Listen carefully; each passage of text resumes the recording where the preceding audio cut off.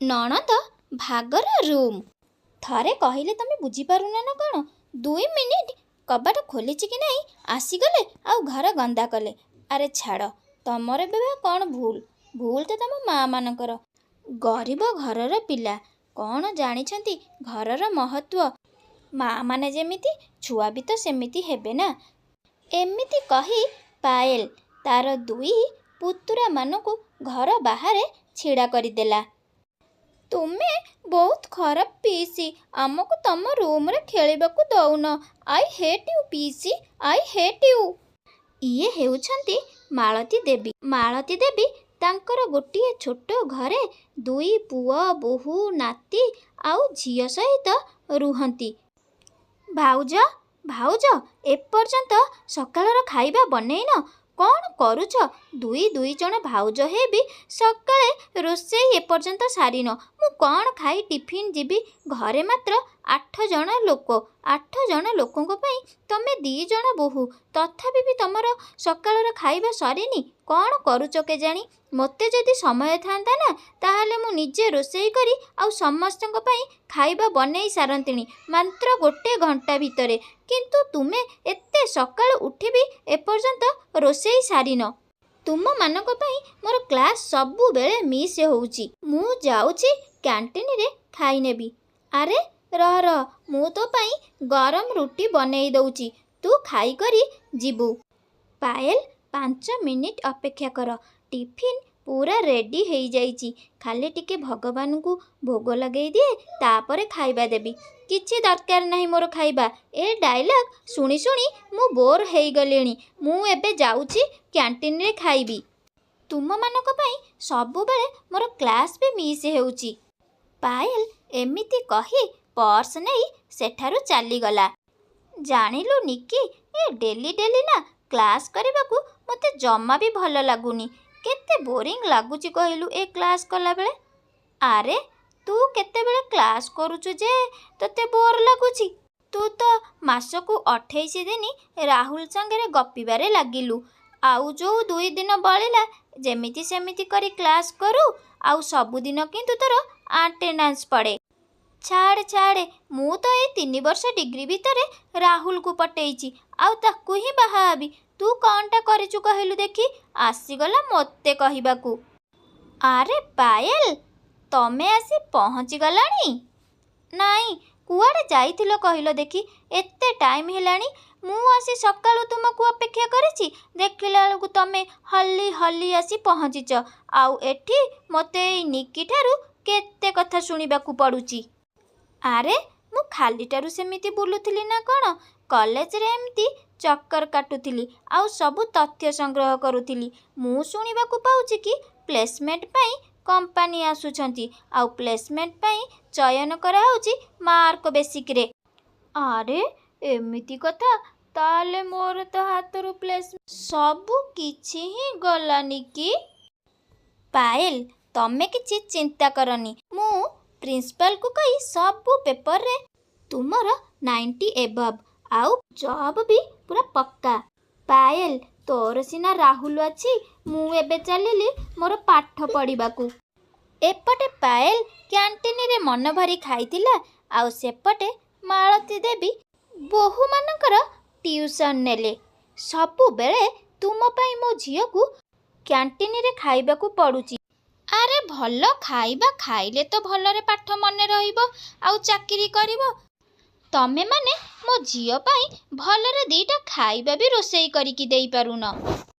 ତାହେଲେ ମା, ଆମେ ସକାଳର ଖାଇବା ରାତିରେ ବନେଇକି ରଖିଦେବୁ। ଆରେ କାମ ତ କରୁନ, ପୁଣି ସେଥିରେ ମୁହଁରେ ଜବାବ ଦେଉଛ।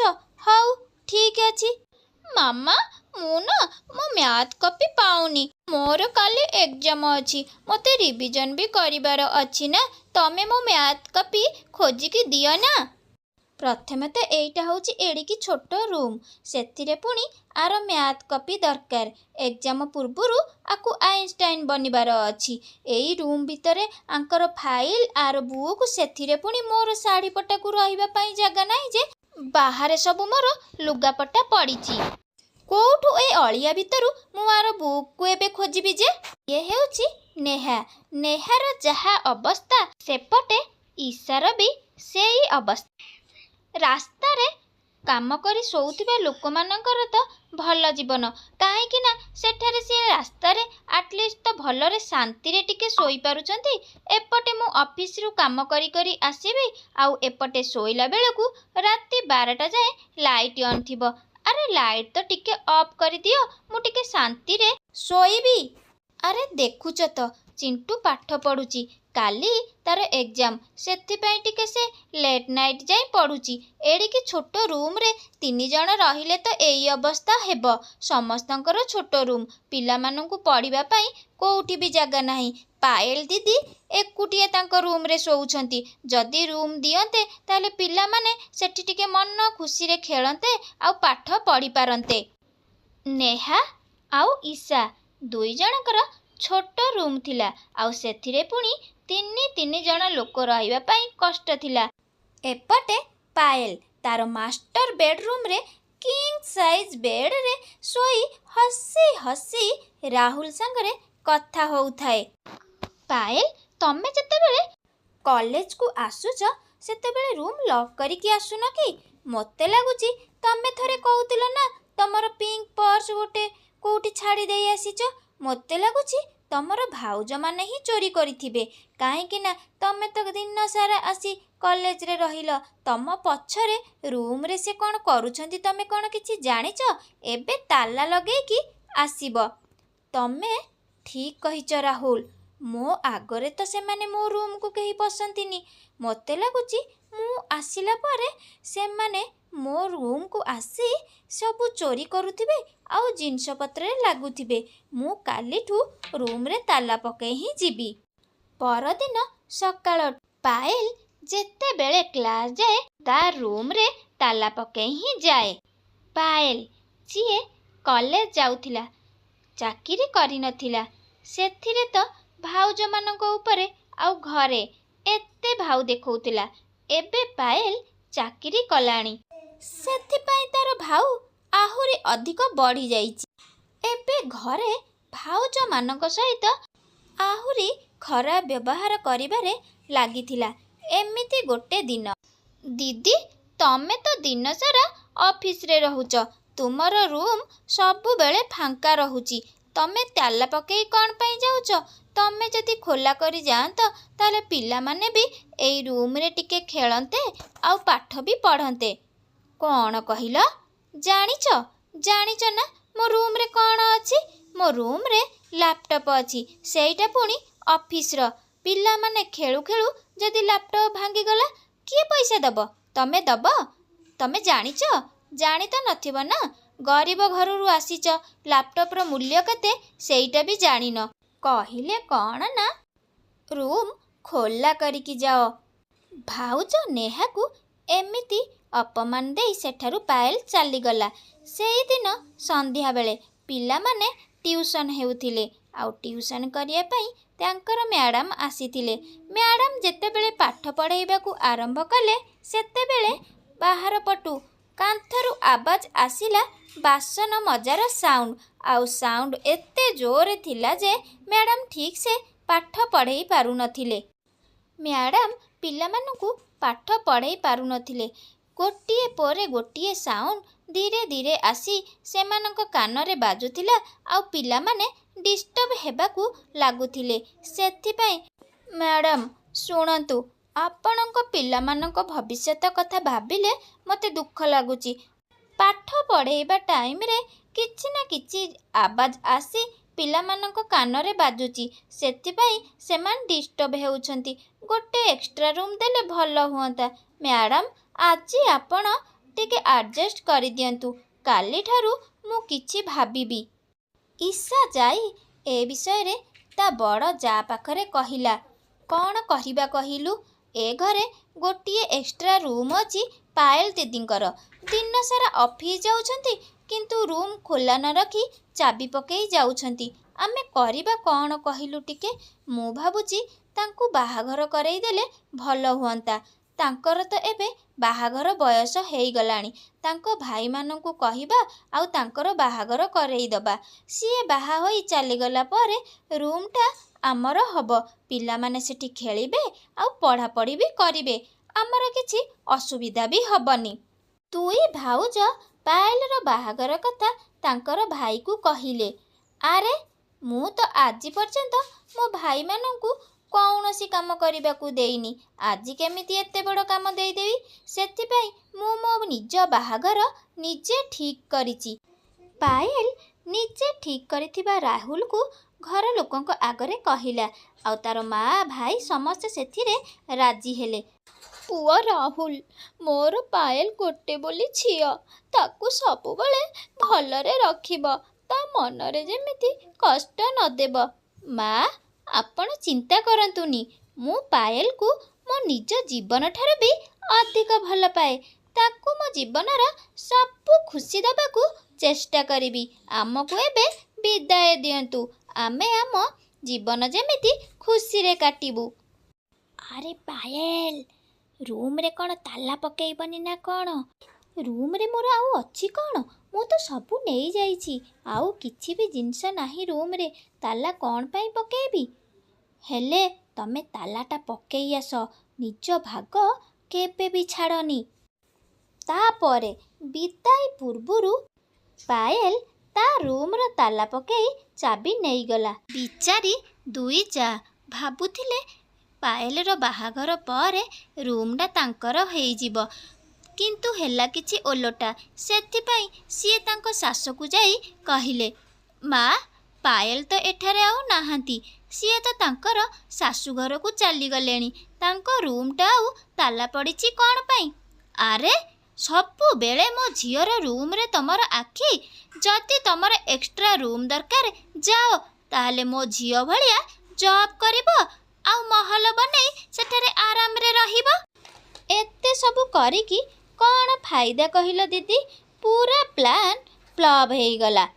ଦିଦି ତ ଥିଲାବେଳେ ଆଟଲିଷ୍ଟ ଦିଦି ଯେତେବେଳେ ରୁମ୍ ଖୋଲୁଥିଲେ ପିଲାମାନେ ତ ଯାଇ ସେଠି 2 ମିନିଟ୍ ଖେଳୁଥିଲେ, କିନ୍ତୁ ପୁରା ଟୋଟାଲ ସେ ରୁମ୍ ଆମ ପାଇଁ ବନ୍ଦ ହେଇଗଲା। ପରଦିନ ସକାଳେ ପାଏଲ ବାହାଘରର ରସମ ପାଇଁ ଘରେ ଆସି ପହଞ୍ଚିଗଲା। ମା, ବନ୍ଦ ଘର କେବେ ବି ଭଲ ଲାଗେନି। ସେଥିପାଇଁ ମୁଁ ରୁମ୍ର କବାଟ ଖୋଲି ଦେଇଛି। ଦିଦି, ପାଏଲ ଦିଦି ନା ରୁମ୍ର କବାଟ ଖୋଲି ଦେଇଛନ୍ତି। ଲାଗୁଛି ଆମର ଜୋଇଁ ପୁଅ ବହୁତ ଭଲ। ସେ ହିଁ କହିଥିବେ କି ରୁମ୍ର କବାଟ ଖୋଲିବା ପାଇଁ। ଦିଦି, ଆପଣ ନା ରୁମ୍ ଖୋଲିବା ଡିସିସନ୍ଟା ଭଲ ନେଇଛନ୍ତି। କାହିଁକି ନା ରୁମ୍ ଯଦି ଖୋଲା ରହିବ, ଆମେ ବି ସେଠି ବସଉଠା କରିବୁ ଆଉ ରୁମ୍କୁ କ୍ଲିନ୍ କରିବୁ। ପାଏଲ ରୁମ୍ ଖୋଲିଛି କି ନାହିଁ, 2 ଜଣ ଛୁଆ ଯାଇ ସେଠାରେ ଖେଳିବାକୁ ଆରମ୍ଭ କଲେ। ପିଇସି, ଏ ରୁମ୍ ନା ଆଜିଠୁ ମୋର। ଏଇ ବେଡ୍ ବି ମୋର। ଏଇ ସୋଫା ବି ମୋର। ନାଇଁ, ସିଏ ମୋ ପିଇସି, ସେଥିପାଇଁ ସବୁ କିଛି ମୋର। ପିଇସି, ମୋତେ ଲାପଟପ୍ରେ ଗେମ୍ ଅନ୍ କରିକି ଦିଅ ନା, ମୁଁ ଖେଳିବି। ପିଇସି, ମୋ ପାଇଁ ଚକୋଲେଟ୍ ଆଣିଦେବ ନା? ଆରେ ବାହାର ଏଠୁ ମୋ ରୁମ୍ରୁ। 2 ମିନିଟ୍ ଖୋଲିଛି କି ନାହିଁ ପଶି ଆସିଲେ ଆଉ ଘରକୁ ନଷ୍ଟ କରିବାକୁ ଲାଗିଲେ। ଦୁଇ ଭାଉଜ ନଣନ୍ଦର ରୁମ୍ ଖୋଲିବା ଦେଖି ଖୁସି ହେଇଯାଇଥିଲେ। ସେଥିପାଇଁ ଦୁଇ ଭାଉଜ ନଣନ୍ଦଙ୍କ ସେବାରେ ପୁରା ଲାଗିଯାଇଥିଲେ। ଆଉ ସନ୍ଧ୍ୟାବେଳକୁ, ଏ ଚିଣ୍ଟୁ ଆଉ ପିଣ୍ଟୁ, ରୁମ୍ରୁ ଜଲ୍ଦି ବାହାର। ମୁଣ୍ଡ ଖରାପ କରି ରଖିଲଣି। କ'ଣ ଭାବିଛ ଏ ରୁମ୍କୁ? ତମର ମା ମାନେ ତ ସେଇ, ଆଉ ତମେ ଆସିବ କୋଉଠି? ପାଏଲ 2 ପିଲାଙ୍କୁ ଏମିତି କହି ହାତ ଧରି ବାହାରେ ନେଇ ଛାଡ଼ିଦେଲା ଆଉ ରୁମ୍କୁ ଲକ୍ କରିଦେଲା। ପିଇସି, ତମେ ନା ଜମା ଭଲ ପିଇସି ନୁହେଁ। I hate you. ତୋର ଏତେ ସାହସ, ମୋତେ ଖରାପ କହୁଛୁ? ତୋ ବାପ ବି ମୋତେ ଆଜି ପର୍ଯ୍ୟନ୍ତ ଏମିତି କହିନି। ଏମିତି କହି ପାଏଲ ଚିଣ୍ଟୁକୁ ଏକ ଚାପୁଡ଼ା ଦେଲା। ଆଜି ତମେ 2 ଜଣ ରୁହ। ତୋର ବାପା 2 ଜଣ ଯାକ ଆସନ୍ତୁ। ତାଙ୍କ ଆଗରେ ତମ ନାଁରେ ଯଦି ନ କହିକି ମାଡ଼ ଖୁଆଇଛି ମୋତେ କହିବ। ସନ୍ଧ୍ୟା ବେଳକୁ ଯେତେବେଳେ ସୌରଭ ଆଉ ଗୌରବ ଆସିଲେ। ବାହାଘର ବେଳଠୁ ମନା କରୁଛି, ଏଭଳି ଗରିବ ଝିଅକୁ ବାହା ହୁଅନି। କେଜାଣି ତମ 2 ଜଣଙ୍କୁ କ'ଣ ସାପ କାମୁଡ଼ି ଦେଇଥିଲା, ଆଙ୍କୁ ହିଁ ତମେ ବାହା ହେଲ। କ'ଣ ମିଳିଲା କେଜାଣି, ସେଇଭଳିଆ ଛୁଆ ବି ହେଇଛନ୍ତି। ଦିଦି, ଏମିତି କଥା କହନି। ଆମକୁ କୌଣସି ସାପ ବି କାମୁଡ଼ି ନଥିଲା। ତୁ କ'ଣ ପାଇଁ ଏମିତି କହୁଛୁ? ପିଲାମାନେ ଏତେ ବଡ଼ ଭୁଲ କରିନଥିଲେ ଯେ ତୁ ତାଙ୍କ ଉପରକୁ ହାତ ଉଠେଇବୁ ପ୍ରଥମ ଥର ପାଇଁ। ସୌରଭ ଚିଣ୍ଟୁର କାନ୍ଦ ଦେଖି ଭଉଣୀ ସପୋର୍ଟରେ ନ କହି ସ୍ତ୍ରୀର ସପୋର୍ଟରେ କହିଥିଲା। ଭାଇଠାରୁ ପ୍ରଥମ ଥର ପାଇଁ ପାୟଲ ଏସବୁ ଶୁଣି ମନ ଦୁଃଖ ହେଇଥିଲା।